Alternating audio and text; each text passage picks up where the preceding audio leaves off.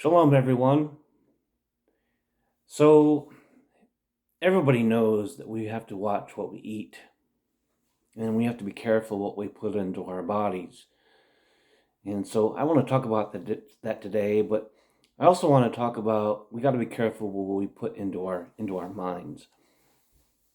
We got to watch what we eat, the spiritual food that we eat, and we got to watch what we accept. So, first, I want to talk about Proverbs, the book of Proverbs, chapter 23, verses 1 through 3. And it says, "When you sit with a ruler, consider diligently what is put before you, and put a knife to your throat if you be a man given to appetite. Be not desirous of his dainties, for they are deceitful meat." And before recently, whenever I read that verse, I used to consider a king inviting you to a huge table with like a banquet, and from one end of the table to the other were all kinds of foods, but there were foods in there that we are commanded not to eat. Leviticus 11, Deuteronomy 14, which tells us not to eat your pig and lobster and shrimp, crabs, and various different kinds of birds. They're just not for human consumption. And so probably there was a table with that had ham, sausage, bacon, or whatever, these types of foods that the Most High has commanded us not to eat. And that's true. We are not to eat those things even to this day. And don't let anybody tell you that you can, because a pig is a pig and a lobster is a lobster. And they're just not meant for human consumption at all. But having said that, in a spiritual sense, we're also supposed to watch what we eat spiritually, what we put into our minds, what we accept into our minds. And if you take that word ruler and you replace it with the word pastor or priest or more or any spiritual leader, it still applies in a spiritual sense.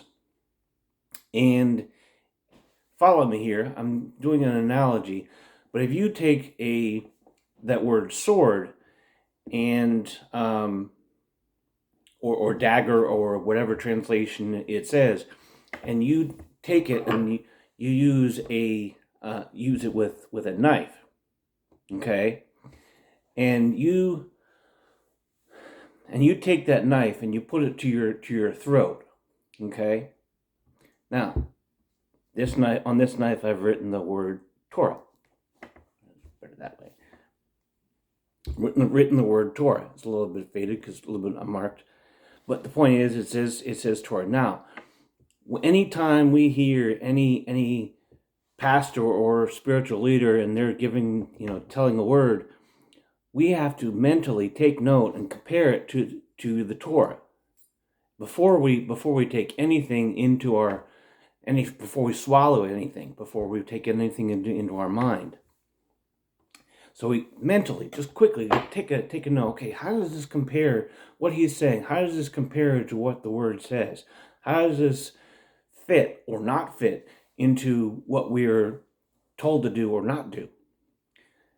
And the reason for that is because sometimes, especially in this day and age, pastors will tell you things that are just not true. Not only in terms of what we can eat or can't eat, they'll tell you that, go ahead and, have bacon or have lobster and, or something like that. But in the end of the day, they're lying to you.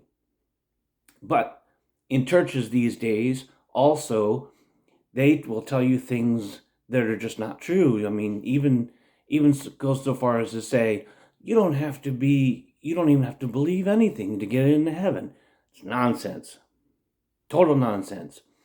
There are certain standards that the Most High holds us to and that we must live by in order to live a righteous, fulfilled, complete life. So we are to make sure that we listen correctly. in the book of, I don't usually teach from the New Testament. I don't usually use it as an example. But in the book of Matthew, chapter 13, there's a reference to there's a parable of the wheat and the tares. And the gist of it is that a farmer had a field full of wheat, and an enemy came and planted tares in amongst the wheat. Now, here's the thing about wheat and the tares. At first, they look very, very similar. Unripened wheat and tares, they look exactly the same. They look identical. But the difference is that wheat has nutrition in it, and it will give you life if you eat it. Tares are poisonous, and they will kill you if you eat it. And what the tares will do is they will wrap themselves around the wheat plants, and steal nutrients from the earth, and then they will grow faster and taller than the wheat. It's easier to see, and you might think that, hey, the wheat grew really, really fast, let's pluck it and then eat it. Then what happens? Then you end up dying. Now, and so obviously it takes wisdom and discernment to know which is which one you're accepting into your mind. So the point is and this is exactly an analogy to the religious system that we have in our country today. Doesn't matter who you're talking about, Christians or whoever. I mean, Catholics, Baptists, Pentecostals, they're all teaching things that are not necessarily true, or they're not teaching truths that are true. And why? Because of a little thing called the 501c3 status.